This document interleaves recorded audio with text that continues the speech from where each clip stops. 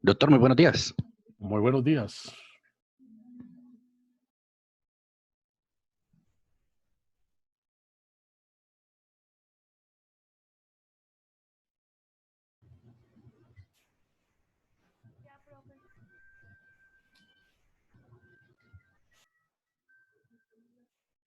Doctor, buenos días. Buenos días. Nadie le doy el número. No nos volvemos a hablar hasta una hora. Se llaman es por ahí para hacer cosas. Y eso. Nadie tiene ese número, porque lo usan para lo del internet. Buenos días, doctora Avellaneda. Juan Carlos Polo de Barranca Bermeja nos saluda. Me place saludarlo, muy amable. Buenos Buenos días, días, doctora Avellaneda. Muy buenos días. Buenos días, doctor. Buenos días.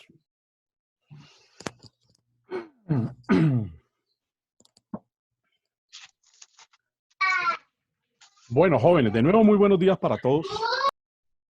Me place saludarlos, les agradezco su presencia en la clase del día de hoy. Quienes tienen los micrófonos abiertos, por favor, controlarlos para que los ruidos de casa, que son inevitables, por supuesto, no nos perturben el normal desarrollo de la actividad. Cuando alguien desee intervenir, pues perfectamente se puede habilitar. Bien, jóvenes, en primer lugar les quiero agradecer su comprensión la semana pasada por razón de la ausencia que ustedes ya conocen y agradecerles la actividad que cumplieron en su gran mayoría de manera por demás cabal y satisfactoria. Pues eso me reconforta saber que el grupo tiene sentido de responsabilidad y que en cierta forma estos temas les atraen. Y cuando digo que en cierta forma estos temas les atraen es porque aprecio en un buen grupo de estudiantes cierta inquietud, cierta tendencia, cierta vocación a mirar las cosas del ámbito de la filosofía del derecho con una particular atracción o motivación. De manera que les agradezco y por supuesto felicito a quienes tienen esas motivaciones o esas inclinaciones. Temas complejos. O sea, la vida se acaba y no termina uno de hacer disquisiciones sobre los temas de la filosofía del derecho. Por cierto, la humanidad lleva 200 años discutiendo este tema y creo que no vamos ni en la mitad del camino. Pero bueno, de eso se trata. De que nuestra pasantía por este mundo, por lo menos se aproveche en parte del tiempo y en tanto somos abogados, en razonamientos de esta índole, de esta naturaleza. Les ruego me excusen la afectación que tengo en la garganta, pero yo no sé, no recuerdo muy bien si nosotros habíamos alcanzado a hablar fuera del trabajo que ustedes hicieron, de la lectura que les dejé la semana pasada, si habíamos alcanzado a hablar o a exponer algo en relación con el señor Har, o simplemente les dejé la lectura y ustedes la desarrollaron. No recuerdo exactamente, se me pasó a tomar nota de en qué estado quedamos hace 15 días. Por eso pregunto al curso, si alguien me puede informar. Si nosotros ya nos habíamos comprometido en el desarrollo del tema de Har como tal o de presentar, digamos, a los argumentos centrales del filósofo o por el contrario no habíamos alcanzado todavía a hacer ninguna referencia al señor Har. Alguien que por favor me indique, mientras alguien piensa ahí voy a traer un poquito de agua. Perdónenme.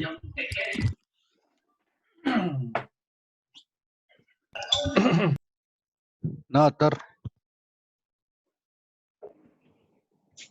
nos habíamos quedado en Kelsen, ¿cierto? No hemos hablado nada de Harvard. Creo que la clase de hoy era hard.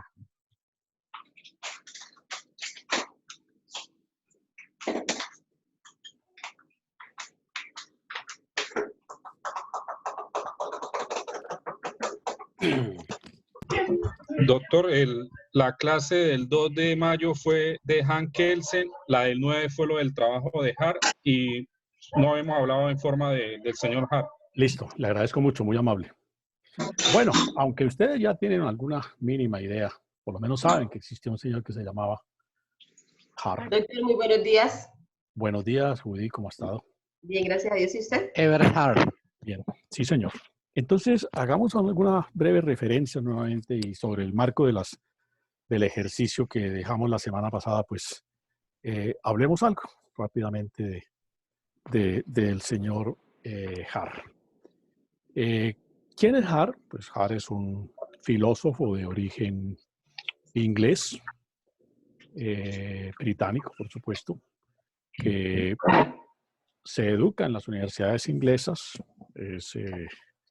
se hace abogado en Inglaterra, trabaja algunos años antes de la guerra en su actividad profesional, cuando la guerra, y curiosamente algunos de los filósofos trascendentes del siglo XX que los coge la guerra, la Segunda Guerra Mundial en su capacidad productiva, se vincularon a la guerra. Har formó parte de los servicios de inteligencia británicos y con él otros filósofos. Parece que un grupo como de estudiosos del tema decidió enrolarse o fueron enrolados allí, no propiamente como militares tal, pero sí estuvieron en la guerra, prestando, en el caso de Har se afirma que operó como funcionario del servicio de inteligencia británico. Y allí estuvieron otros filósofos, ¿no? Hay un filósofo de apellido Ryle que también formó parte y hay un filósofo Hampshire. También, bueno, varios, no sé, tal vez alguna circunstancia, digamos, de vinculación de los jóvenes británicos de la época los llevó a que en grupos se formaran parte de las huestes británicas en la guerra. Toda la sociedad inglesa participó en la guerra. Inglaterra es uno de los grandes protagonistas de la Segunda Guerra Mundial, ¿no? A juicio de muchos historiadores, el gran ganador de la Segunda Guerra Mundial, porque se reputa a Winston Churchill, que era el primer ministro de Inglaterra durante la época de la guerra, como el gran ganador, el gran estratega de la Segunda Guerra Mundial.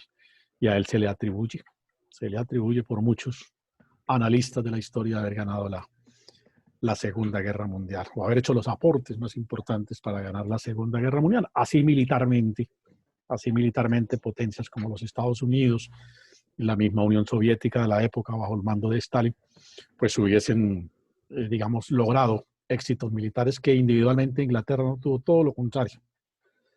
Si algo caracterizó a Churchill, y sobre eso se han construido muchas frases, es que perdió todas las batallas, pero ganó la guerra, finalmente.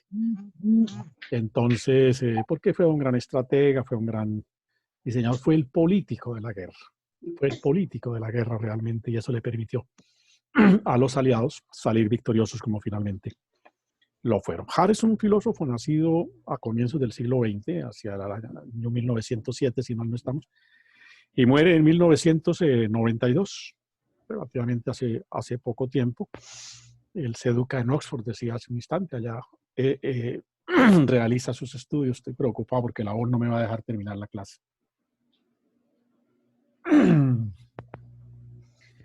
Y después de que termina la guerra, él se vincula a la actividad docente en Oxford, justamente donde él estudió, y allí comienza a desarrollar sus inquietudes un tanto filosóficas, a madurar lo que años después va a ser su obra, el concepto del derecho. Y Har se empieza a construir una escuela en el marco del positivismo, ya veremos un poco más adelante, porque finalmente se incluye a Har dentro de la tendencia positivista, con coincidencias, pero también con algunas diferencias, y por sobre todo diferencias advertidas más por sus críticos que por él mismo, en relación con Kelsen, ¿no? Los críticos dicen, es positivista, pero él es un positivista, incluso lo llaman el positivista moderado, cuando lo comparan con Kelsen. Juzgan a Kelsen como más radical dentro de la tendencia positivista. Y allí construye una obra, finalmente, toda una teoría que se conoce como el concepto de derecho. Es su gran obra jurídica, donde consigna todas sus apreciaciones filosófico-jurídicas que dan lugar a abrir un gran debate, un debate que fue, entre otras cosas, famoso en la década de los 70 y de los 80, el debate que sostiene con Ronald Dworkin, otro de los grandes filósofos del derecho, a quien se ubica más en el campo justnaturalista. Pero, como lo advertíamos en su oportunidad, cuando hablamos del positivismo y el justnaturalismo de tiempos más recientes, pues por supuesto son corrientes que, si bien tienen elementos nucleares originales, han variado, se han adaptado, tienen no siguen siendo, digamos, genuina o en bruto, si me permiten el término, las corrientes originales del positivismo o el justnaturalismo, van evolucionando un poco. Y ahí sostiene un célebre debate con Dworkin, que lo menciono porque generalmente a los dos filósofos se les menciona conjuntamente por la manera como confrontaron sus tesis, ¿no? Cuando Hart publica el concepto del derecho, Dworkin abre un debate y polemizan por un buen tiempo, debate que por supuesto se traslada a los escenarios académicos, no son ellos únicamente los protagonistas, detrás de ellos hay unas corrientes de filosófico-jurídicas que los respaldan y que les hacen eco, pues, y que comparten sus planteamientos. Y se abrió un debate que fue universal, por lo menos en el mundo occidental, respecto de las apreciaciones filosófico-jurídicas. Y eso acontece. A Hart, que fue objeto de críticas muy duras, muy rigurosas, realmente en el aire quedó, y lo digo así en términos no plenamente afirmativos, sino como con interrogantes, la sensación de que en ese debate Hart finalmente, si en términos de ganadores y perdedores se tratara, que Hart perdió el debate, es decir, que el señor Dworkin presentó argumentos que fue mucho más contundente, que finalmente, si se tratara de escrutar quién ganó, digo, pues para muchos el ganador fue Dworkin. Pero es una apreciación porque pues esto no es una cosa cuantitativa, ¿no? Es una cosa cualitativa, y en las cosas cualitativas pues no es fácil determinar realmente quién tiene o quién no tiene. ¿Sí? Porque son apreciaciones que tienen mucho de subjetivismo y en ese orden de ideas no es fácil poder tomar una decisión así como cuando uno dice la pelea la ganó fulano de tal. Pues aquí, pero quedó en el aire y en el ambiente académico un poco la sensación de que el señor Dworkin había digamos, sido superior en el debate frente al señor Hart, sin demeritar a Hart, por supuesto. Hart, lo afirmo, compartamos o no compartamos sus tesis, Hart es uno de los grandes filósofos del derecho del siglo XX. Sin duda es uno de los grandes filósofos y es un referente de la filosofía del derecho, por eso cumplimos aquí con el deber por lo menos de mencionarlo para que se sepa que existió, porque pues, sería lamentable que habláramos de ser abogados y no tuviésemos idea que existe un señor que se llama Hart, como no tener idea que existe un señor que se llama Kelsen, no saber que existe un señor que se llama Dworkin. Pues, personajes que han sido, digamos que han dejado una huella indeleble en las discusiones de la filosofía del derecho. Pero digo, quedó esa sensación, ¿no? Y anotaba que fue objeto de críticas muy duras, rigurosas, un debate bastante profundo, donde, permítanme una expresión muy coloquial, ¿no? Muy de nuestro argot, le dieron toda la madera del mundo. Lo controvirtieron, él se defendía, por supuesto, no estábamos frente a un rival pues pintado en la pared, un hombre de una gran formación, un filósofo en todo el sentido de la palabra, y él se defiende y él hace las argumentaciones, las réplicas correspondientes. Por eso digo, es un debate que de todas maneras quedó vivo. Así figure una cierta sensación de que el ganador de la polémica fue el señor Dworkin. A Hart lo sorprende la muerte. A Hart lo sorprende la muerte escribiendo un texto de réplicas a Dworkin. Todo ese debate, él dice, finalmente yo voy a escribir lo que hemos debatido y en ese texto voy a replicar a Dworkin y le voy a mostrar el porqué de mis afirmaciones. Pero a él lo sorprende la muerte en la elaboración de ese ensayo, de ese escrito, y no alcanzó a terminarlo. Quedó un tanto, digamos, avanzado una parte y como diseñado el resto del contenido. Pues esos filósofos, sobre todo en el medio universitario, se trabaja en equipo. Obviamente equipo que orienta o dirige a alguien, en este caso Hart, que era el filósofo reputado. Y el departamento allá, el grupo de filósofos que trabajaban con él, algunos de sus alumnos o profesores que compartían con él la cátedra o la docencia, cuando Hart muere, y desde luego lo acompañaban en sus tesis, es la escuela de Oxford, todo lo que se llama la filosofía analítica o el positivismo moderado, como quieran llamarlo. Pues ese grupo finalmente considera que hay un deber, ¿no? El deber de aclararle a Dworkin el debate, de que se tenga derecho a que se conozca la réplica del señor Hart, manera por demás de rendirle un homenaje póstumo. Y entonces ellos cogen ese manuscrito que quedó avanzado del señor Hart, y sobre los parámetros, sobre los términos de discusión, sobre las referencias conceptuales que tenían de Hart, seguramente manifestadas verbalmente o en otros, en algunas notas informales, ellos concluyen el libro. Es un ensayo que es muy breve, no es realmente un libro como tal. En algunas ediciones se conoce como un texto aparte. Esos compiladores, digámoslo así, del pensamiento de Hart, se recuerda a una señora Penélope, y bueno, algunos otros formaron parte de ese Penélope Bulos, y algunos otros, incluso algunos firmaron con seudónimo.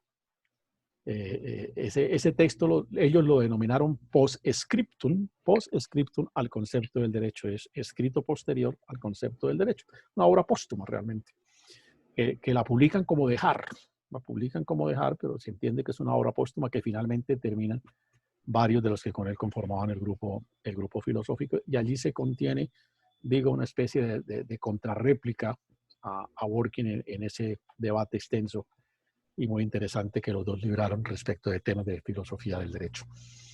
Entonces, hago mención a esta obra porque puede acontecer lo siguiente. La edición original del concepto de derecho, que es la obra de Hart, que la publica en 1961 en Inglaterra, 1960 más o menos, en 1961, yo no sé si haya otras traducciones al español, pero la traducción, digamos, un tanto oficial de la obra de Hart, avalada por él mismo, por supuesto, porque él la conoce. La obra, la traducción al español es hecha en Argentina por el profesor Genaro Carrió, un profesor de filosofía en Argentina, y es editada por Aveledo Perot, una de las más importantes editoriales latinoamericanas, pues, con sede en Buenos Aires y en Francia. Entonces, allí esa obra se publica, el concepto de derecho. Digo, después de que se conoce el postscriptum, algunas ediciones le han agregado ese texto en la medida en que se entiende que esas réplicas forman parte del concepto del derecho, y seguramente Hart lo que proyectaba era sacar una edición actualizada de su libro, incluyendo esas anotaciones o esos comentarios, esas respuestas al señor Dworkin. Pero pues obviamente los alumnos o los que complementaron la obra no le metieron mano al texto original, sino que la presentan como un texto aparte. Y digo, algunas ediciones ya mucho más recientes traen los dos textos, otras, las antiguas, pues obviamente conservan el texto original del concepto del derecho, y algunas editoriales pues han dado por vender por aparte como un texto independiente las anotaciones contenidas en postscriptum del derecho. Entonces, pues menciono esto para que cuando ustedes vean los textos no tengan confusión sobre el particular. Bien, ¿qué es lo que hace el señor Hart?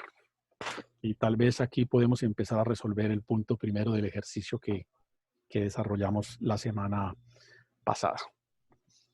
Hart toma como base de sus estudios, y cuando formulábamos la primera pregunta que hicimos al interrogante, o el primer interrogante, ¿cuál es la teoría sobre la cual funda Hart su discurso filosófico? Pues obviamente la idea era la siguiente: encontrar que Hart, toda su formulación tiene como punto de partida la obra de un filósofo inglés que existió también 100 años antes, tiempos atrás, no se conoció con Hart, por supuesto, son de tiempos y de momentos históricos perfectamente diferentes, el señor John Austin. John Austin, que es por mucho tiempo, digamos, el filósofo de moda y el filósofo a seguir en Inglaterra, él escribe textos jurídicos de filosofía del derecho, ¿no? John Austin es como un personaje medio mítico en Inglaterra, pues, sabía de todo y participaba en todo, y era un hombre, digamos, polifacético en ese sentido. Entre otras cosas, pues se ocupó de temas del derecho. Y él escribe un texto en donde hace formulaciones sobre qué es el derecho. Y entonces él concibe el derecho bajo lo que se conoce como la teoría imperativa del derecho. ¿Qué dice el señor Austin? El derecho no son cosas distintas que formulaciones contenidas en mandatos, en órdenes, ¿sí? Que deben ser de imperativo cumplimiento. Entonces, Austin simplemente dice que el derecho no son sino órdenes, que no son sino mandatos, que el derecho no contiene sino juicios de carácter imperativo. Por eso la teoría del señor Austin se le conoció como la teoría del derecho imperativo. Entonces, Hart coge ese libro, se pone a mirarlo y a estudiarlo y, por supuesto, formula formula profundas reflexiones, lo replantea. El punto de partida es el discurso de Austin. Lo coge, lo cuestiona, lo critica y sobre el texto de Austin, sobre las críticas que le formula al señor Austin, él va construyendo su concepto del derecho, que es finalmente su obra, es decir, va afirmando sus distintas tesis sobre el particular. Entonces, ahí uno puede advertir, aspectos varios en relación con ese ejercicio que hizo Hart respecto del señor Austin. Lo primero que uno se tendría que advertir es, o a título de ejercicio reflexivo, es en qué se diferencia el derecho de las órdenes respaldadas por amenazas, que es el discurso del señor Hart, ¿sí? Es decir, ¿qué diferencia realmente al derecho del concepto de Austin de que el derecho no son sino órdenes respaldadas por amenazas? Haga porque si no hace, le pasa lo siguiente. Eso es lo que dice Austin. El derecho se reduce simplemente a mandatos y a órdenes, ¿no? El segundo aspecto que está contenido en ese mismo cuestionamiento es ¿qué diferencia? Recuerden ustedes, creo que hay una mención al ejemplo que trae Hart del ciudadano que es víctima del asalto, ¿sí? ¿Qué diferencia, dice Hart, la obligación jurídica de la obligación moral? Porque para Hart hay necesidad de distinguir entre una y otra obligación, en lo que, a juicio de Hart, el señor Austin no tuvo claridad. Y por eso cuestiona a Austin, ¿no? Dice, son dos tipos de obligaciones, la obligación moral y la obligación jurídica, no como pretende Austin, que todo está confundido en una sola y por eso no ve más allá del derecho como simples amenazas, como simples órdenes respaldadas en amenazas de cumplimiento. Y finalmente, a partir de ahí, Hart concluye formulando la teoría de las reglas, de lo que él llama las reglas principales y las reglas secundarias. Entonces, Hart, en buena parte de lo que se ocupa en el concepto de derecho, que es su obra máxima, es de responder, digamos, este tipo de interrogantes. Eso es lo que hace básicamente el señor Hart en su obra, el concepto de derecho.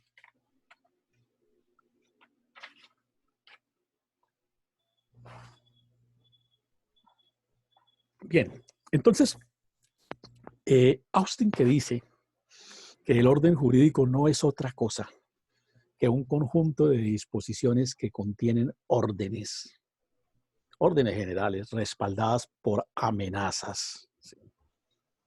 Eso es lo que dice Austin, que es el derecho. El derecho no son sino órdenes respaldadas por amenazas. Haga porque si no hace, tiene tal sanción. Cumpla porque si no cumple, tiene tal sanción. Y que son, dice también Austin, habitualmente, yo les agradezco ahí a la compañera que por favor clausure el micrófono para que no nos interfiera su... Aquí se ve. Hazte por este lado. Hazte por este lado que por ahí te ven. Pero por favor, ¿por qué no? Bueno, me toca clausurarle aquí.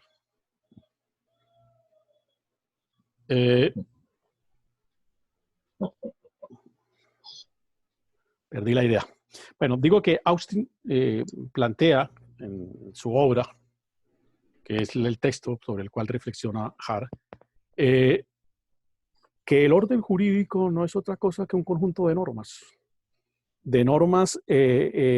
contentivas de órdenes, de mandatos, respaldados siempre por amenazas, que eso es el derecho y no le ve al derecho un campo diferente, lo concreta simplemente en que son órdenes, siempre amparadas o garantizadas por una amenaza de que si no se cumple, pues se somete a el contenido de la amenaza sancionatoria que contiene la norma jurídica. Pero además dice Austin también que tiene otra característica la norma jurídica, es que son dadas por una persona, dirigidas a un destinatario que es el que tiene el deber de cumplimiento, y que la norma jurídica solo vincula a quien tiene el deber de cumplir.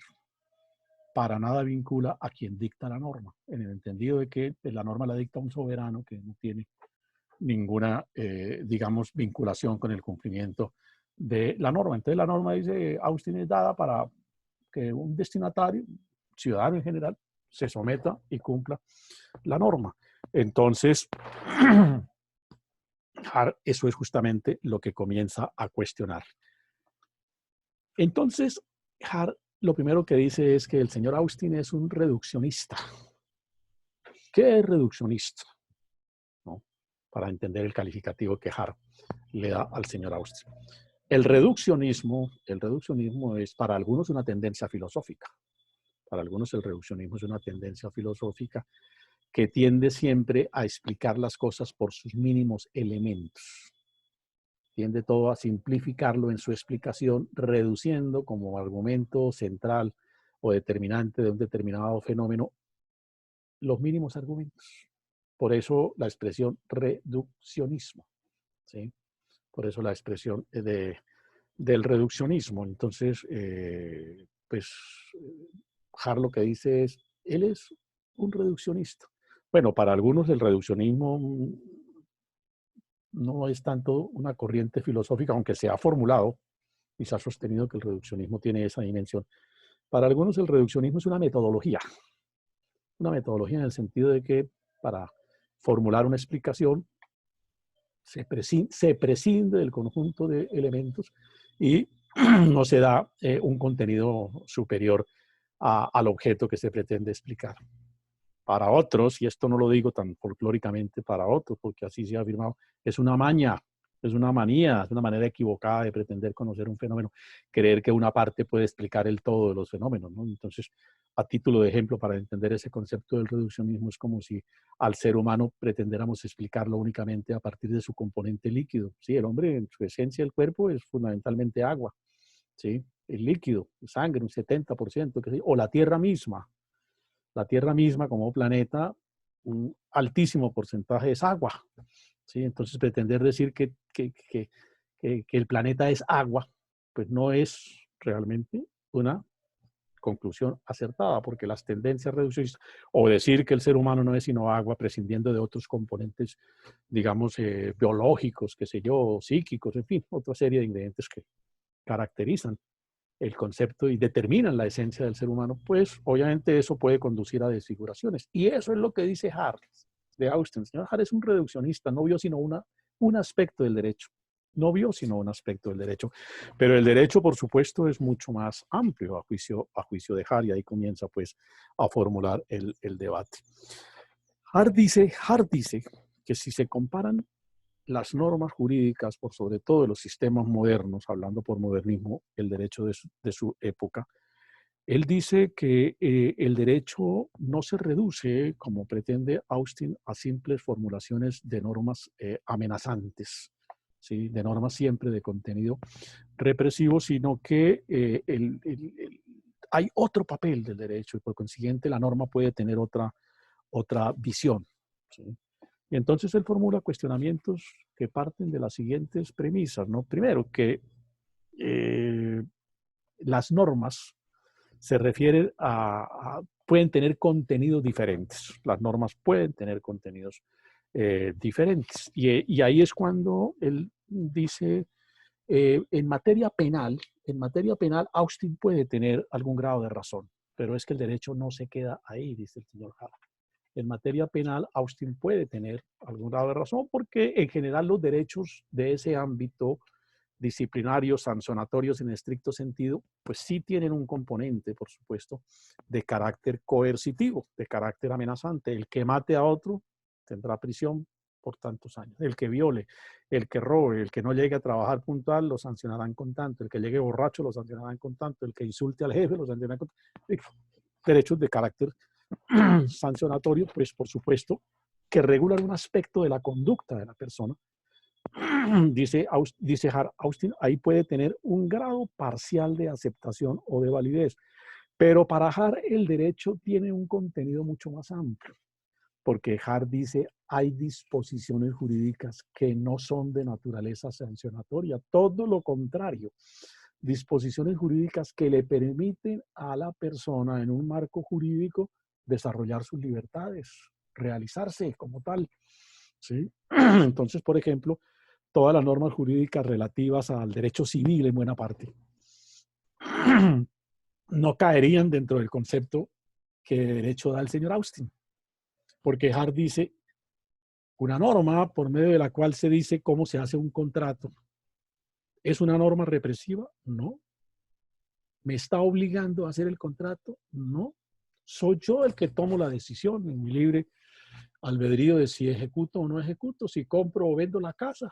No hay una norma que me diga tiene que comprar la casa, ¿sí? O tiene que vender la casa porque si no lo hace. No, son decisiones, ¿sí? Y entonces hay normas para poder desarrollar ese espacio, esa libertad, dice el señor Harry. Yo quiero comprar una casa, bueno, hay unos procedimientos legales que me permiten determinar cómo me puedo hacer a la casa. Entonces, él dice, el derecho tiene un papel social mucho más amplio de ser simplemente amenazante, de ser simplemente coercitivo. El derecho tiene formulaciones normativas que le permiten complementar al ser humano su naturaleza y le permiten como tal, por supuesto, realizarse. Enfatizando que él admite que en cierta medida y específicamente en el campo del derecho penal, en ciertas eventualidades, el señor Austin puede tener razón, pero justamente por eso es que lo tilda de reduccionista, porque Austin creyó que el derecho era simplemente el derecho penal como tal y no vio que había otras dimensiones del derecho. Entonces, Hart dice, y lo pone como ejemplo, las normas, por ejemplo, relativas a contratos, ¿son represivas? No. Son normas que indican cómo se hace una operación que finalmente está permitiendo que el ciudadano ejerza en un marco jurídico una libertad. Por el contrario, no está operando bajo amenaza o coacción, ¿sí? No está operando bajo amenaza o coacción. Toma la decisión libremente y la desarrolla dentro de un marco jurídico. Las normas, por ejemplo, relativas a la celebración de matrimonios. ¿Son normas coercitivas? No. Simplemente toma la pareja la decisión de casarse y se someten a un procedimiento, porque pues, el matrimonio como institución social es de trascendencia para el Estado y el Estado lo regula. ¿Sí? El Estado lo regula y está sometido a unas normatividades, a unas disposiciones de carácter legal. Y entonces, ¿pero es eso coercitivo? ¿Es eso amenazante? No, jamás. Todo lo contrario. Es un espacio, insisto, que le permite a la persona realizar, digamos, sus libertades en ese sentido. Hacer un testamento, por ejemplo. Hacer un testamento. ¿Yo estoy obligado a hacer testamento? No. Estoy obligado, por lo menos en las cuotas de libre disposición, a decir cómo las determino. No. En tanto son de libre disposición, yo hago con las cuotas de libre disposición lo que bien pueda hacer. Desde luego, el testamento tiene unos reglamentos, tiene unas normas, tiene unas circunstancias muy indicativas que no significa que es que yo le puedo regalar todo mi patrimonio a un tercero o a una tercera que conocí por allá en una aventura amorosa. No, no. Tiene unos presupuestos, una norma mínima que no se puede desconocer el conjunto de herederos. Lo que pasa es que puedo seleccionar unas partidas para hacerles libre adjudicación. Entonces, eso es lo que dice Hart. El derecho es mucho más amplio, no puede verse con ese sentido reduccionista de que habla el señor Hart. Y entonces comienza él a cuestionar, o más que a cuestionar sí, pero a plantear cómo debe verse el derecho. Hart dice, la función que todas estas normas que a título ejemplificativo hemos citado, ¿qué función tienen? Decía hace un instante, por el contrario, propiciar que el hombre se pueda realizar y desarrollar dentro de la sociedad. Y en efecto, dice Hart, la función de todas esas normas que no son represivas, que no son contentivas de mandatos imperativos, ni de órdenes como tal, que hay que cumplir so pena de amenaza, ¿sí? Entonces, la función de esas normas es la de facilitar que las personas, desde luego, insistiendo, bajo ciertos procedimientos que se determinan en la ley, pueda ejercer sus derechos y sus obligaciones. Es ese, en parte, el papel de la norma, de las normas en general, digamos, del derecho apreciado en un sentido un tanto macro. Barajar esas potestades que se han conferido a las personas para que ellas mismas determinen sus relaciones, por ejemplo, a través de la celebración de contratos o de las distintas circunstancias que he mencionado aquí con carácter enunciativo e amplificativo, pues constituyen, dice Hart, esos son aportes del derecho a la vida social. Esos son aportes del derecho a la vida social. El derecho aporta a la construcción de sociedad más que un concepto eminentemente represivo de orden. Usted si no hace y si no se somete, se castiga. El concepto del derecho de Hart es más amplio en ese sentido. ¿Sí? ¿En qué sentido? Pues que para Hart el derecho no son simples órdenes respaldadas en amenazas, sino que abre unos espacios mucho más amplios en ese particular. Hart también agrega que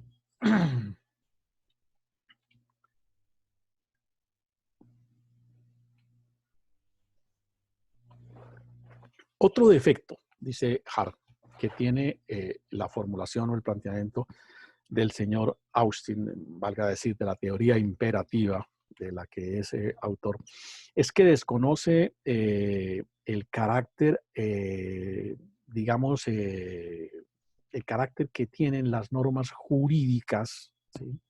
En el sentido de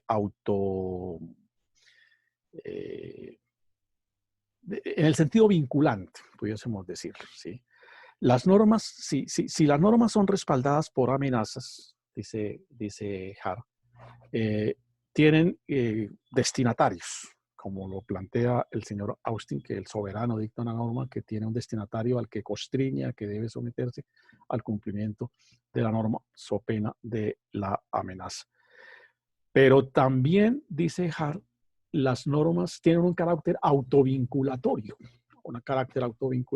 en cuanto que no solamente compromete a quien se dirige la norma, sino que compromete también a quien emite la norma. Uno de los aspectos que dice Hart desconoce el señor Austin. Uno de los aspectos que señala Hart desconoce el señor Austin, ¿sí? Porque él dice, las normas tienen dos polos, quien la emite y quien es destinatario de la norma. Pero él dice lo siguiente, haciendo una aclaración. Es cierto que generalmente en los estados modernos la ley tiene un cuerpo o un ente encargado de su expedición, de su creación y expedición. En los sistemas, digamos, demoliberales, pues generalmente es, en el caso nuestro, el Congreso de la República, en donde por mandato constitucional reposa la función de hacer las leyes. Pues la generalidad de los sistemas demoliberales hay un cuerpo encargado de esa función independientemente de su denominación. En unas partes se llama parlamento, en otras asamblea legislativa, en otras cortes legislativas, la denominación. Es lo de menos, pero hay finalmente un cuerpo que tiene, digamos, por función natural, original o primaria, en nuestro caso es el Congreso de la República, la función de carácter legislativo. Y dice, y es cierto que él expide la norma, ¿sí? que se dicta, pero y que aparentemente no tuviese, digamos, algún vínculo en relación con el cumplimiento de la norma. Pero Hart dice, no hay que olvidar que la generalidad de las normas, y así nace el derecho, por supuesto, el derecho fue primeramente y por muchísimo tiempo todavía, sigue teniendo un buen espacio de ser, en algunas partes, de ser un derecho consuetudinario, es decir, un derecho fundado en la costumbre. Y en ese orden de ideas, el derecho no solamente tiene la costumbre en tanto es un producto social, es una formación social, tiene un creador, ¿sí? Que está igualmente interesado en el cumplimiento de la norma. Entonces, Hart dice, sí tiene un polo en el otro lado, porque la sociedad está interesada en el cumplimiento de esa norma. A la sociedad no le interesa la represión en principio, sino le interesa el cumplimiento, la satisfacción de la norma. A la sociedad le interesa que los presos, que el que mata vaya a la cárcel. No, a la sociedad lo que primeramente le interesa es que no haya muertes, que nadie mate a alguien. ¿Sí? Y como dador que soy, sociedad, de una norma en un sentido determinado, dice Hart, lo que me interesa en principio como sociedad es que no haya, en el ejemplo que pongo, asesinatos, crímenes. Por supuesto, si los hay, tiene que imperar la sanción que pueda considerarse, pero el aspecto coercitivo en ese sentido es secundario. El aspecto coercitivo en ese sentido es secundario porque la norma es dada por alguien, pero con una finalidad que se entiende vincula a alguien en la sociedad que tiene un interés en el cumplimiento de esa norma. Entonces, dice Hart, pues que toda la crítica, finalmente, para ir avanzando un poco en el tema, dice Hart, es que el señor Austin se le olvidó entender lo siguiente, que el derecho son reglas. El derecho son reglas, ¿sí? No son simples mandatos o únicamente mandatos, sino que el derecho tiene un concepto más amplio que Hart denomina las reglas. ¿Sí? Y entonces Hart comienza ahí a hacer el ejercicio de plantear los distintos tipos de reglas que para él el derecho tiene. Y dice, el problema de Austin fue que no entendió eso. No entendió que el derecho son reglas y que las reglas tienen contenidos distintos y que permiten distinguir entre la obligación jurídica y la obligación moral. Porque lo que plantea Austin, dice Hart, lo que plantea Austin, confunde la obligación moral con la obligación jurídica. Y es ahí cuando pone el célebre ejemplo del asaltante, ¿no? Yo no sé si ustedes lo conozcan ya, en el sentido, ¿qué es lo que dice Hart? Si yo soy víctima de un asaltante que me pone el cuchillo en el cuello o el revólver en el pecho y me exige que le entregue mi billetera, mi celular, mis joyas, todo lo que usted quiera, que pretende despojarme, ¿ahí qué hay? Hay un mandato, hay una orden constitutiva de una conducta o una orden que me somete a una conducta de la cual no puedo escapar, a la que estoy obligado a dar cumplimiento. Porque si no lo doy, ¿cuál es la consecuencia de la orden que el delincuente me impone? Me mata. Si yo me resisto, el delincuente me mata. Y esa es la orden, entre otras cosas. ¿Sí? Digamos, la, entre comillas, ética del delincuente. Ética, entre comillas, por supuesto, y escrito pues con letra no legible, ¿no? Porque por eso es que el ladrón mata. Bueno, con otros componentes, la cobardía y todo lo que ahí pueda inferirse o deducir. Pero dice Hart, si ese evento acontece, yo me veo obligado a actuar conforme el ladrón me lo está exigiendo. Pero esa es una obligación de carácter moral. Eso es una obligación de carácter moral.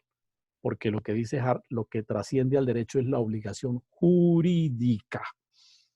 Y aquí comienza a advertirse ya parte del planteamiento positivista del señor Hart. El derecho lo que trasciende es la obligación jurídica. Y entonces Hart reflexiona, se pregunta, ¿estoy jurídicamente obligado a entregarle al ladrón lo que me exige le dé? Jurídicamente estoy obligado. Dice, no existe una obligación jurídica. Puede que la circunstancia me ponga una obligación de subsistencia. Una obligación de subsistencia, pero eso es distinto a una obligación de carácter jurídico. Y al derecho lo que le interesan son las obligaciones de carácter jurídico. Entonces, dice Hart, es cuando comienza a formular la teoría de las reglas. Y es cuando distingue entre reglas primarias y reglas secundarias, ¿no? Él clasifica una y otra forma de reglas. Dice, hay reglas que son primarias y hay reglas que son secundarias. Las reglas primarias contienen órdenes, ¿sí? Pero órdenes que no son de contenido jurídico. Las órdenes pueden tener un quehacer, un hacer, sí, perfecto, pero no tienen trascendencia o no son de connotación jurídica, ¿sí? Entonces, en ese orden de ideas no me interesan las reglas primarias. Y lo que el señor Austin planteó fue una regla primaria. Lo decía hace un instante. Claro, tengo el deber de actuar, ¿sí? Y se me impone el tener que obrar de determinada manera por el principio de la subsistencia, de defender mi vida, de la prelación que yo le doy a mi existencia por sobre encima de las cosas, por encima de las cosas o de los objetos que yo en un momento pueda tener. Pero él dice, la regla tiene otro contenido y ese contenido es a lo que me refiero, que es la obligación de carácter jurídico. Ahí no estoy obligado. Entonces, Hart lo que dice finalmente es, el señor Austin no distinguió que hay reglas, que hay clases de reglas y por eso la confusión que a juicio de Hart armó Austin al reducir el derecho únicamente a un plano simplemente de cumplimiento de mandatos o de órdenes. Eso lo advierte claramente el señor Hart. Permítanme a ver si aquí en el libro de Nino. Voy a leer, por ejemplo, la apreciación que sobre el particular hace Nino. Ese libro ustedes ya lo conocen porque realizamos un ejercicio la vez pasada. El juicio de Nuremberg sobre una parte del texto que trae Nino. Sostiene Hart, dice Nino, que la sospecha de que ambas situaciones son diferentes la da el hecho de que en el caso del asaltado nadie diría que tenía la obligación de entregar el dinero, como se diría en el caso del pago de un impuesto, es diferente. ¿Sí? Ahí sí tengo un deber jurídico, en cambio frente al ampón no tengo ningún deber jurídico de entregarle lo que me está quitando o expropiando, sino que se vio obligado a hacerlo.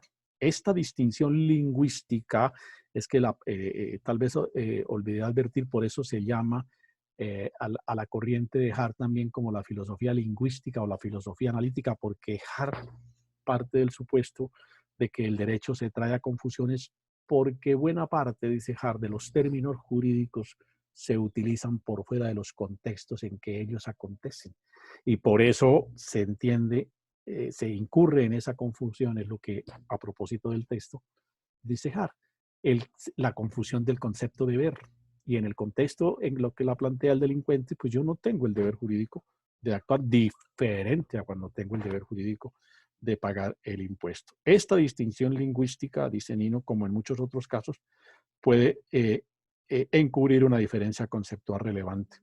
Según Hart, la afirmación "se vio obligado a entregar el dinero" es un enunciado sobre hechos psicológicos de la gente, sobre su creencia de que si no entrega el dinero sufriría algún daño y su deseo de no sufrir tal daño a una costa de la pérdida del dinero. En cambio, para la afirmación "tenía la obligación o el deber de entregar el dinero", no es suficiente ni necesaria la ocurrencia de ciertos hechos psicológicos.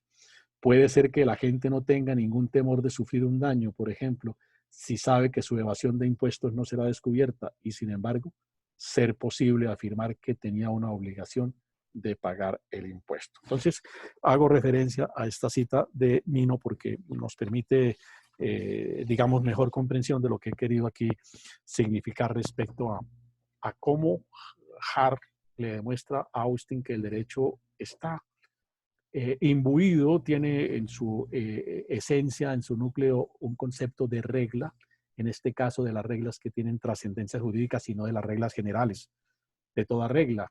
¿Sí? De toda orden es una regla, sí, pero puede haber reglas que no son de esencia eminentemente jurídica. Lo jurídico es lo que vincula. Lo jurídico es lo que vincula. ¿Sí? Yo tengo vínculo jurídico con el delincuente o existe entre el delincuente y mi persona un vínculo jurídico cuando él me pone el cuchillo aquí en el cuello y me pide que le entregue. No, yo no tengo ningún vínculo jurídico. Ahí lo que le doy es apelación al derecho de subsistencia y por eso actúo bajo la orden y la amenaza. Pero ¿es eso derecho? Por supuesto que no es derecho. Para el señor Austin, de acuerdo a su definición, eso sería derecho. Hart dice, el derecho es en el término de la obligación jurídica. La obligación jurídica de pagar un impuesto, por supuesto, eso sí es una obligación jurídica. Entonces el derecho tiene un tipo de reglas que él las llama las reglas secundarias, que por supuesto son de otro alcance, son de otra dimensión, son de otro tenor, digámoslo así. Entonces él clasifica... Doctor, sí, dígame. en ese orden de ideas, cuando usted nos colocaba el ejemplo de los militares que recibían una orden Ajá. y decían, por ejemplo, ejecuten a X persona, como en los falsos positivos. Entonces, ahí para redondear la idea, se daba esa orden, yo la ejecuto, pero tiene una vinculación jurídica, así vaya en contra de las normas, pero si estoy recibiendo una orden, entonces, en este contexto, según estas teorías, ¿cómo se podrían interpretar? Bueno, en el caso de, yo no sé si en clase de alguna ocasión tratamos ese tema, me parece, no recuerdo.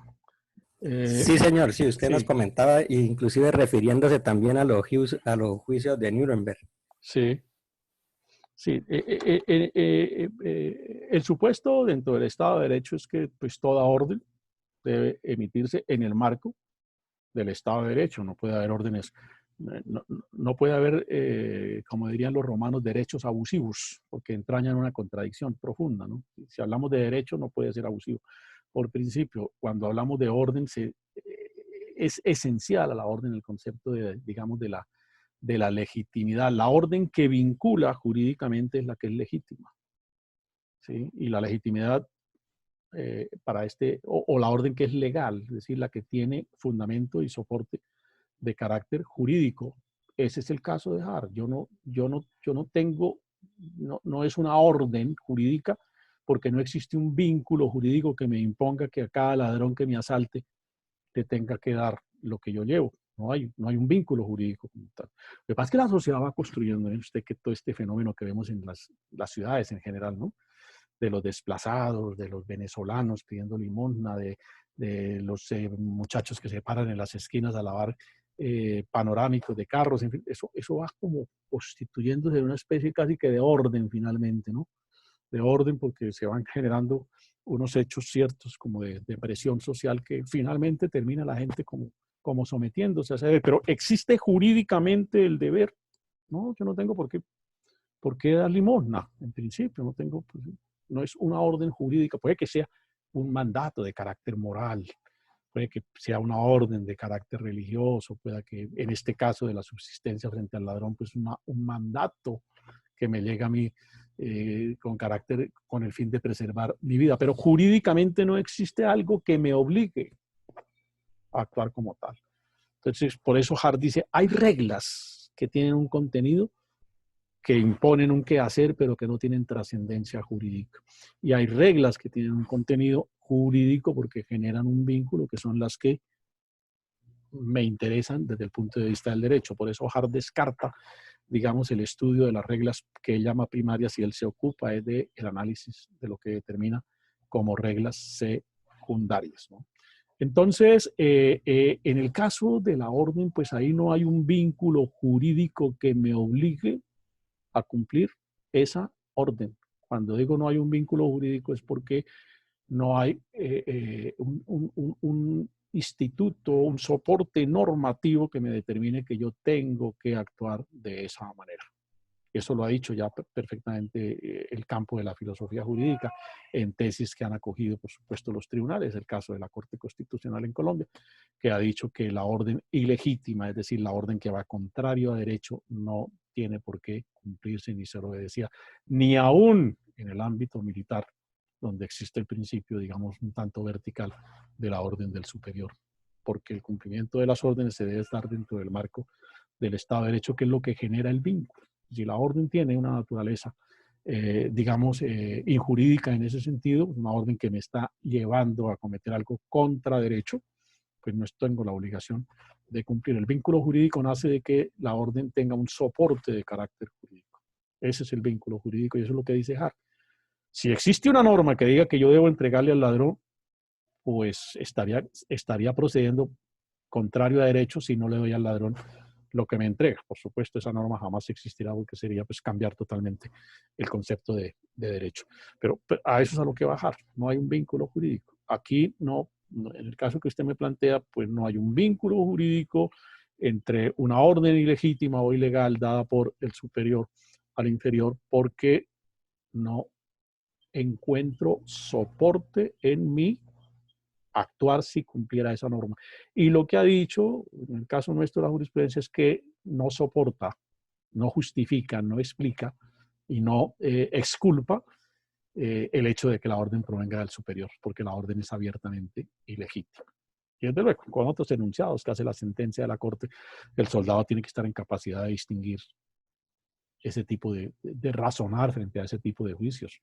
Ni más faltaba que en esas circunstancias ya de su vida el soldado no comprendiera la dimensión de matar. ¿Sí? Por eso es que dicen no se puede cumplir una orden de esa naturaleza, no solamente porque esté proscrita en la Constitución como tal, y no solamente porque contraría el fin de las fuerzas militares, dice la sentencia de la Corte, que es la de garantizar el ordenamiento constitucional, y si el ordenamiento constitucional dispone que las autoridades están para preservar la vida, pues mal pueden actuar en derecho en una situación de una orden extrema de ejecutar. Otra cosa es la muerte en conflicto, que el derecho en combate, que el derecho la justifica y la explica, pero así la orden de traigan el capturado y fusílmelo aquí, pues por supuesto es una orden abiertamente ilegítima, y en tanto no existe el vínculo, puede existir la orden del superior, perfecto, pero esa sería una regla un tanto primaria a juicio de Hart, y dice lo que trasciende al derecho es la regla secundaria, es decir, la regla que crea el vínculo de carácter jurídico, que es la que nos obliga y es ciertamente la que nos interesa. Entonces, ese es el planteamiento del señor Hart. Y Hart formula las tesis o la tesis de la existencia de diferentes tipos de reglas, ¿no? Las reglas primarias en primer lugar y las reglas de carácter secundario.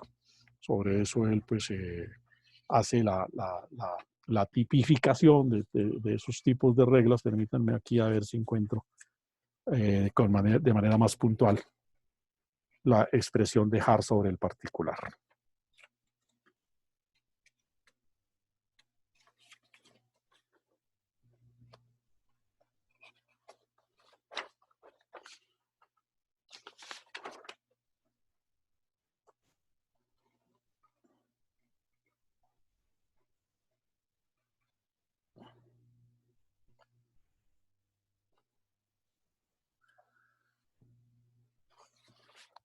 Bueno.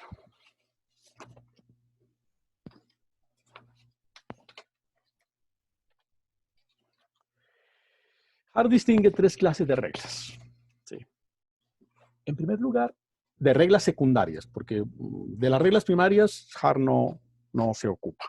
No las advierte, expresa en qué consisten, pero por supuesto dicen no son las que nos interesa al derecho, porque esas son reglas de otro orden, son reglas cargadas de otros ingredientes, de otros conceptos. En ese sentido es positivista el señor Hart. Se me fue por aquí, se me confunde entre esta cantidad de papeles que tengo en el escritorio.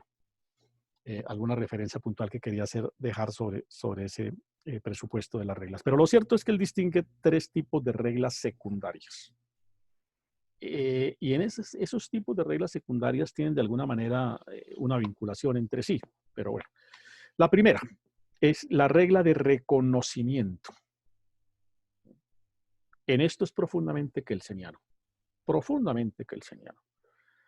¿Qué dice que son las reglas de conocimiento? Pues dicen, las reglas de conocimiento son aquellas condiciones, dice el señor Hart, que debe cumplir una norma para tener validez jurídica. Recuerden a Kelsen cuando dice que la norma es en cuanto a su existencia, es decir, en cuanto cumpla los requisitos, las formalidades o los procedimientos que tiene establecido, porque si la norma no tiene esa cualidad, pues la norma no es válida. Y eso es finalmente lo que está diciendo aquí el señor Hart en relación con la regla de reconocimiento. En los términos pues hartianos, si la palabra cabe, pues no es otra cosa distinta que la norma debe cumplir unas condiciones para tener validez jurídica. Entonces son reglas de reconocimiento porque son las normas que reconocen la existencia de otra norma jurídica.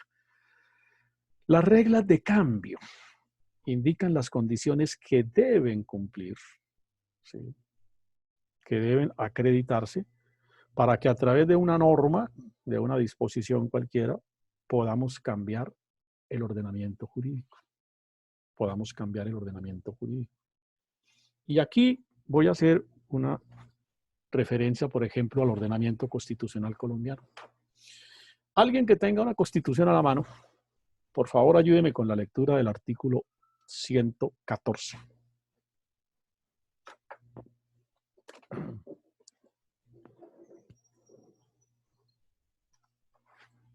Listo, doctor.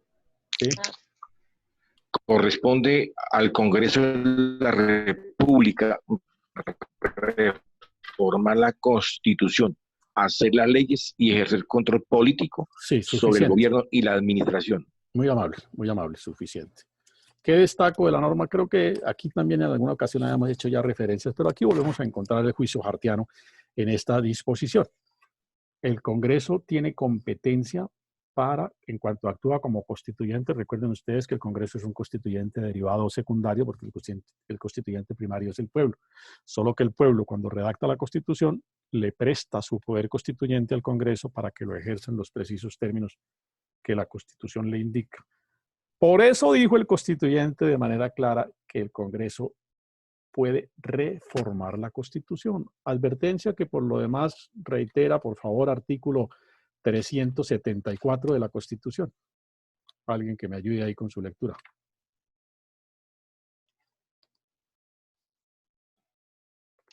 La Constitución política podrá ser reformada por el Congreso, por una asamblea constituyente o por el pueblo mediante referendo. Bien. Entonces, también vuelve y usa el constituyente el vocablo reformar. ¿Sí? Entonces, la regla en términos de la visión hartiana es que el constituyente tiene capacidad o poder para reformar, pero no para cambiar la Constitución. En esa dimensión debe apreciarse. ¿Cuál es el alcance del vocablo reformar y cuál es el alcance del vocablo cambiar? Lo cierto es que el parámetro constitucional permite únicamente al Congreso reformar, que no le permite cambiar la Constitución. Cuando el Congreso pretende cambiar la Constitución, actúa inconstitucionalmente. Por eso, cuando la Corte hace control de constitucionalidad, dice, aquí se quiso cambiar la Constitución y, en consecuencia, no procede la reforma. No procede el acto legislativo por el que en la interpretación de la Corte fue de cambio del ordenamiento constitucional. Una cosa es reformar y otra cosa es cambiar, por supuesto. Creo que, ahora, lo que pasa es que en términos jurídicos y en el caso de una reforma constitucional, el hilo puede ser muy delgado. No resulta a veces fácil distinguir cuándo se reforma o cuándo se cambia. Ustedes recordarán, por ejemplo, cuando el caso de la segunda reelección, que se propuso reformar la Constitución para permitir una segunda reelección del presidente de la República. Y entonces la primera pasó, porque el Congreso la hizo mediante acto legislativo y fue todo eso que terminó en la famosa yidis política y bueno, todos esos ingredientes sobre los cuales finalmente se tejió un manto de sombra que no ha permitido aplicar la justicia debida y esclarecer la verdad con suficiencia. Algún día... Doctor, ahí es cuando se conocen los famosos micos. No, el mico alude a otro concepto. El mico es la inobservancia de un principio en materia legislativa que es la unidad de materia.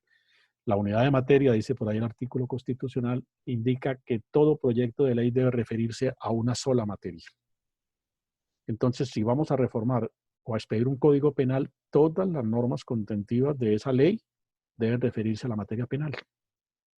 Porque si yo le inserto un artículo que no tenga vínculo con el tema penal, estoy introduciendo una norma extraña, lo que le permitió al argot parlamentario construir la expresión mico. ¿Sí? Eso es lo que comúnmente se denomina un mico. Le ejemplifico. Si en una ley por la cual se reforma o se expide un código penal incluyéramos por allá en el artículo 323, qué sé yo, en cualquiera de los artículos, generalmente los micos van muy bien incrustaditos, ¿no? Van bien camufladitos. Hay congresistas artistas en saber incrustar el mico como que nadie se da cuenta, o la redacción del mico, es la técnica del mico, encubrir, ¿sí? Darle una especie de, ¿cómo es que se llama? Cuando una especie de camaleón, ¿no? Que cambian de colores. Entonces, lo maquillan. El arte, sí, efectivamente, el arte del mico, de los parlamentarios expertos en introducir micos es eso, saberlo incrustar por allá en un capítulo como que nadie lee, pero además adornarlo de tal manera que en primera lectura como que uno no se da cuenta de lo que va por dentro. Y después advierte que el contenido es otro y que se genera el rompimiento del principio de unidad de materia. Guardadas proporciones, como si digo yo, en la expedición de un código penal, dijéramos por allá en un artículo cualquiera, créase el departamento del Chicamocha. ¿Qué tiene que ver la creación de un departamento con la expedición de un código penal? Absolutamente nada, no hay ninguna conexidad temática, ni de ningún orden, y entonces, pero yo aproveché ahí para meter ese articulito y camuflado. Bueno, hay que advertir el principio del principio de la unidad de materia, porque esos micos justamente se declaran inconstitucionales en cuanto rompen el principio de la unidad de materia, que es una norma de carácter constitucional. Todo proyecto de ley debe referirse a una misma materia. De ahí la importancia que también consagra la Constitución, creo que es el artículo 168, si mal no estoy.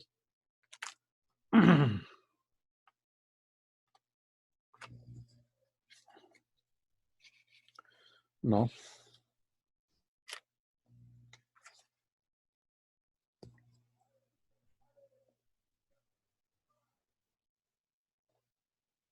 Sí, el 169. El título de las leyes deberá corresponder precisamente a su contenido y a su texto. Precederá esta fórmula. Sí, El claro. Congreso de Colombia decreta. Sí. Entonces, este es un artículo que aparentemente uno dice, pero este artículo, ¿qué sentido tiene? Decir que las leyes deben tener un título. No, pues es que las leyes tienen que tener un título porque eso es lo que define el ámbito temático de la ley, ¿sí? Por la cual se crea un departamento, por la cual se expide un código, por la cual se reforma el sistema de seguridad social, por la cual se adoptan decisiones. Y como rige el principio de unidad de materia, pues cómo se interpreta el principio de unidad de materia de acuerdo al título que la ley tenga. De acuerdo al nombre y apellido sabemos de qué familia es, sabemos cuáles son sus vínculos sanguíneos, sabemos cómo es su conexión y relación con la persona. Pues de alguna manera las leyes tienen también, digamos, ese mismo condicionamiento. De acuerdo al título, sabemos qué contenido puede tener la ley. Y por supuesto, el contenido que debe tener unidad de materia finalmente determina cuál es el título de esa ley, ¿no? Pero por aquí hay una disposición, espérenme, la busco.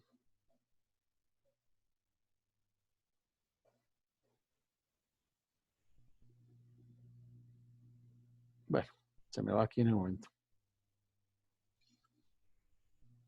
Lo que llamamos el principio de unidad de materia, que es el principio que estoy mencionando de que todo texto debe tener uniformidad en su contenido, uniformidad temática, ¿no? El mismo hilo umbilical, si me permiten también el término, es decir, perfecta conexidad de todas sus disposiciones con el tema central del que se ocupa, porque en tanto la norma resulta extraña, se vuelve un mico. ¿Dónde es usual que se metan micos en los últimos años? En la ley, en el Plan Nacional de Desarrollo. Se han metido cualquier cantidad de micos, ¿sí? De reformas laborales, de introducción de normas que están por fuera del contexto de la formulación de un Plan Nacional de Desarrollo. Y la Corte se ha venido pronunciando en los últimos años insistentemente en relación con los micos que se han introducido en los planes nacionales de desarrollo. Doctor, está en el artículo 158 de la Constitución. Sí, algo tenía yo. Sí, por favor, ayúdeme con la lectura. Sí. Dice, todo proyecto de ley debe referirse a una misma materia y serán inadmisibles las disposiciones o modificaciones que no se relacionen con ella. Correcto, y a renglón seguido el artículo, escúchame, pues ahí señala el procedimiento que debe seguir y son inadmisibles todas las disposiciones que contrarían el principio de unidad de materia. Entonces, esa es una norma de carácter constitucional fundamental en el ejercicio parlamentario, ¿no? Ahora, todas estas normas se replican a las disposiciones que expiden los cuerpos colegiados, las asambleas y los consejos, ¿no? Las asambleas y los consejos funcionan en buena parte sobre la misma estructura y sobre los mismos mecanismos operativos del Congreso de la República, que es el cuerpo colegiado por excelencia, aunque su naturaleza jurídica es diferente porque los consejos y las asambleas no son cuerpos legislativos, el único cuerpo legislativo es el Congreso de la República. Las asambleas y consejos son entidades de naturaleza administrativas. Y en el 2007 se le agregó el ingrediente político porque se le confirió la función de ejercer control político sobre los secretarios de la gobernación o de la alcaldía. pero son por esencia, por esencia y por naturaleza jurídica, entidades de carácter administrativo, por el principio de que Colombia es un Estado unitario y en ese órgano, en ese entendido, perdón, la función legislativa está radicada en un órgano único y exclusivo que es el Congreso de la República. Si fuésemos un Estado federal, pues cada departamento tendría su propio Congreso y a lo mejor las asambleas serían esos congresos y ahí sí cumplirían funciones legislativas. Pero le agradezco muchísimo la apreciación suya y ayudarme a ubicar el artículo. Sabía, por supuesto, que existía ahí, pero en el momento es que el Alzheimer va llegando con el correr del tiempo. Entonces, y estos dos artículos, el 158 y el 169, se interpretan armónicamente para poder determinar la existencia o no de los micos.